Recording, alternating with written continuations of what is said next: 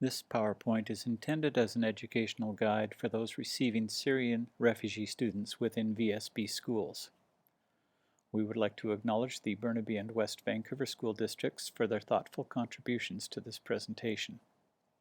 Though we join the world in responding to the Syrian crises, be aware that within the VSB we receive and serve refugee students from all over the world on an ongoing basis. Refugees have little control in choosing a country of sanctuary, time of travel, or opportunity to gather resources and say farewell to those they leave behind. Immigrants, on the other hand, get to pick their new country, city, and area of residence. They get to research and plan their journey at length, say goodbye to family and friends, and consolidate and transfer their personal wealth and belongings to their new life.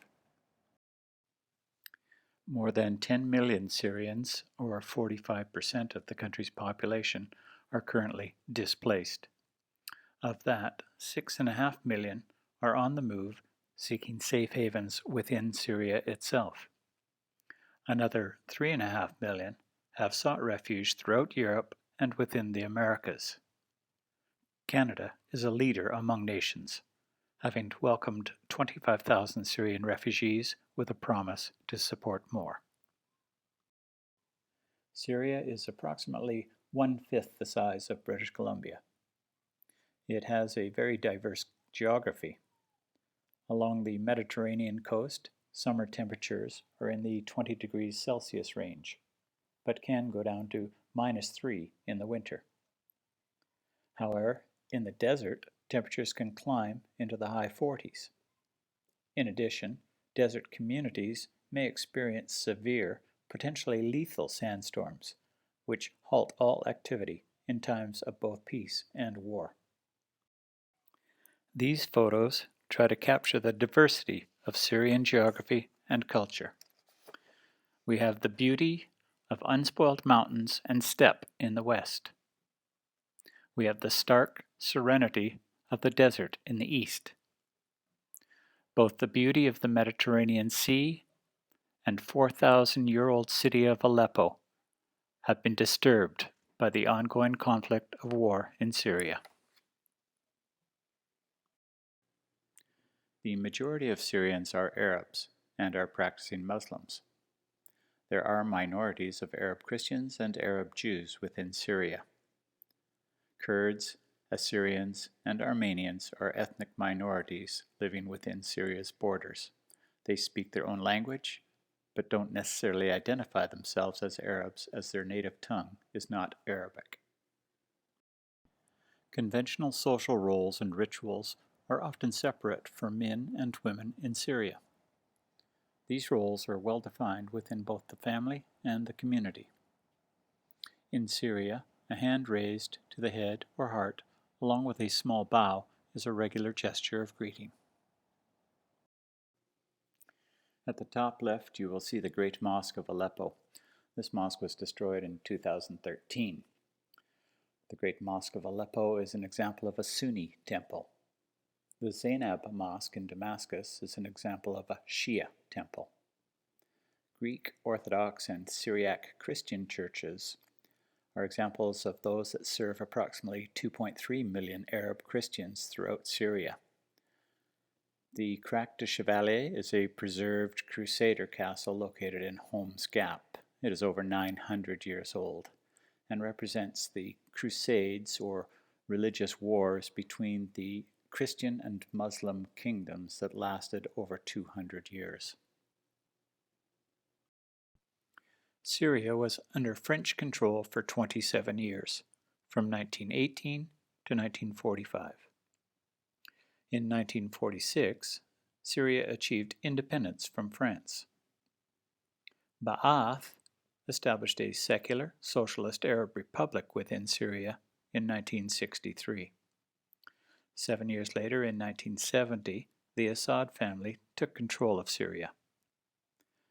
In 2010, the Arab Spring Uprising began. The rebellions from this uprising have led to the current situation in which we find Syrians fleeing for their lives as refugees. Syria's pre-war economy was strong in relation to the other Middle Eastern countries at its borders. Syrian livestock pre-war included mainly sheep, followed by goats, cattle, camels, and buffalo. Major crops grown included wheat, cotton, tobacco, sugar beet, and citrus. Some Syrian industries included petroleum, textiles, food and tobacco processing, mining, and automobile assembly. Historically, Syrian men paid all the bills in the family, even if the woman worked. Women kept their earned income as their own. Today's Syrian families share their incomes, much the same as we do in Canada. Syrian families can be large, as can be their homes. There is a saying in Syria, if your family fits the size of your heart versus the size of your house, all is good. The first 6 years of Syrian schooling are both mandatory and free, and take students to the equivalent of our grade 7. The Syrian government offers middle and secondary schooling, though neither are mandatory. University is free, though admission is both tough and competitive. High scores on your first try at the national exam gain you free lodging at university and priority access to the most sought-after faculties. Technology is extremely important within Syria. The Assad regime controls both TV and radio, but internet is provided by international carriers and is outside of Assad's control. Cell phones and computers have become important tools within Syria. They are used as compasses to move toward safety and freedom, and to access uncensored national and international news. International stats say that 1 year is a typical low spot for refugees in their move to freedom. The peaks and troughs of a refugee's journey, in this case from Syria to Vancouver, have been seen to vary in intensity and time by individual.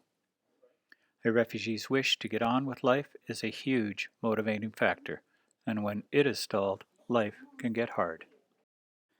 Typically, refugee students and their families go through 5 stages of culture shock, as indicated in this chart created by Sylvia Helmer and Catherine Eddy, both of whom worked for the Vancouver School Board.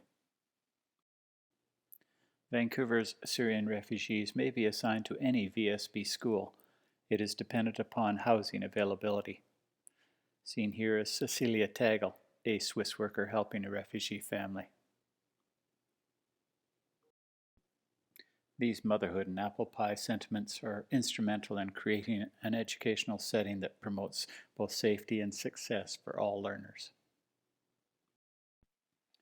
The supports we provide our Syrian refugees will be the same as those we provide to all of our students. However, it will be the potential urgency of those needs, in conjunction with the lack of Arabic-speaking supports to be found within the community, that will pose the greatest hurdles. Remember to be patient with yourself and with your students. Allow for that adjustment time. Differentiated instruction at this point is so critical. It's okay to go slow. The average VSB settlement worker's caseload can be up to 300 students. VSB multicultural workers serve between 250 and 1,500 students. Large numbers of refugees coming into our system at once will put a strain on all facets of our operation. Know that our Swiss and Maltese, as they are affectionately called at the DRPC, work hard and are valuable assets. Please call them. These are cautions and may well not happen, but be watchful and make no assumptions about a refugee's understanding of our language or word meanings, especially in the beginning. Sometimes interpreter availability, especially for Arabic, is scarce. Be cautious. Read the sensitivity and confidentiality of the information being shared.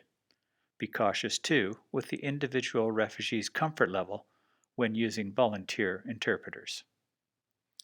Our new curricula is awesome. It gives us more license to use critical thinking and cooperative learning strategies.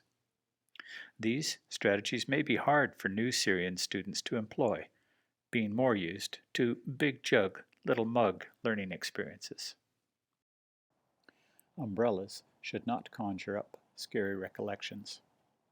The second pair of photos evoke very different notions of the word detention. Camps aren't fun for everyone. Volunteers, buddies, may be helpers, but they can also provide an opportunity for bullying. Practicing Muslims do not eat pork, so you may need to look to an alternative on your next hot dog day. Have you ever eaten halal food? Do you know where to purchase halal food in Vancouver? Check out your local superstore. The VSB's school lunch programs do not provide halal meals. Please share this with your Syrian parents that they may provide appropriate lunch foods for their child if they follow this protocol. Also, during Ramadan, one of the 5 pillars of Islam, students may be fasting during daylight hours. This Ramadan lasts for a period of 1 month, and it falls during the 9th month of the Islamic calendar. Daytime fasting may affect student performance at school. When it comes to the importance of clarity and communication home, let me share an actual story that unfolded within one of our VSB schools. A new refugee mom received a newsletter home from school dressing up tomorrow. The refugee mother's only frame of reference for the term dressing up was from watching Mr. Dress Up on TV. Mom wanted to do things right, so spent the night making a clown costume for her little boy, only to find out the next day was actually school picture day, not costume day. The school was most accommodating. The little guy was happy to be captured by the photographer in costume. All went well, with great memories being made all round. Care and clarity are everything when it comes to sending communications home to families new to Canada. Devout Muslims pray up to 5 times per day. Families vary in their adherence to strict religious practices. Do check with them. School codes of conduct provide structure and rules around respectful behavior for our students, our parents, and our staff. It is always good practice to review these with new members to your school community. Whether a Syrian girl wears a hijab or not is an individual family decision. Some Syrian schools are segregated, others are not. If you ask a family, they will let you know their comfort level in and around gender issues. Syrian kindergarten girls may feel uncomfortable being seated, boy, girl, boy. Syrian boys are afforded much more latitude and are held less responsible than girls in adhering to rules and completing tasks. This is especially true at home. In Saudi Arabia, music may be seen as a sin in public, but may be listened to in private. Rapper-styled music is most feared. Of course, reactions to triggers, if any, will vary between individuals. One cultural difference can be noted in eye contact. In Syria, children who look their teachers in the eyes may be seen as disrespectful. In Syria, students who listen with their arms folded and heads bowed are showing signs of good listening and respectful behavior. Harsh conversations and/or arguments may be scary to a traumatized refugee.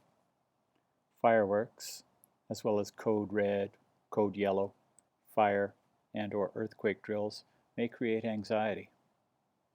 Fire truck, police car, and/or ambulance sirens may bring back memories of dangerous times. Camo clothing may remind a student of the militia they feared back home. Finally, adults in uniform in a school in Canada are usually there to be seen as a resource, but may bring back dark memories from home. We know that you work magic, doing what you do best, making a difference on behalf of others. Know too that you, your time, and your efforts are very much appreciated. We say thank you. While being sensitive to your students' needs, do remember to focus on their strengths. Remind yourself to take more time for the refugee student to learn English and/or move through curricula. Know that the use of cell phones or tech may feel more important to Syrian children and their families than it does for their Canadian counterparts. Tech for them may have been used as a tool of escape from danger and/or currently to stay connected with loved ones still in harm's way. Perhaps create a go-to booklet for your Swiss to meet the needs of your students and/or their parents. If you have enough lead time, consider building a welcome board or planning a welcoming assembly or making up swag bags for your new students. Red flag behaviors on behalf of refugee students may come from meeting one or more of the challenges they face in dealing with a new living arrangement, culture, climate, cuisine, language, and/or social structure. They may be the result of trauma experienced back home versus a cognitive or social-emotional dysfunction. Communication with parents and support staff is critical to successful transition. We all watch our students closely on startup. Their successes in developing independence will dictate the frequency of your need to check in down the way. The buddy activities that you create for your new students, things like reading groups, recess and/or lunchtime partners, student helper tasks, or whatever scenario you create will be very helpful. Participation on sports teams, in activity groups, and/or social clubs are a great way for refugee students to connect with others and stretch beyond the classroom into the wider community. Finally, try to communicate with parents on every occasion that presents itself. It doesn't have to be verbal. A simple smile, a gesture, a shared piece of student work, all can put emotional credits into that shared relationship bank account we all try to build with our parents. A refugee student coming to my classroom? What a great opportunity. The more we look at other cultures, the more we find there are always more similarities than differences in people. Here are a few simple words and phrases that you can use in the classroom with your new Arabic student. Note that Arabic, like Chinese, is both read and written from back to front. Have fun with these words. Use them in a bingo game, or wherever your creativity takes you. Please consider creating a team to look at planning for success in transitioning refugee students into your school. Please consider calling the DRPC for suggestions, for help. Please consider enjoying the experience and appreciating what you are doing for others in their time of need. Use old school, small town, welcome wagon greeting activities to create connections with your new family. Appoint a go-to person on your staff and/or within your pack to liaise between your school and your newcomers. Bring up refugee progress as a topic at your monthly staff meetings. Use the refugee experience as opportunity for professional growth. We can always learn more on how to deal with trauma and change. Personalized photo books that showcase your school are appropriate for students and parents alike.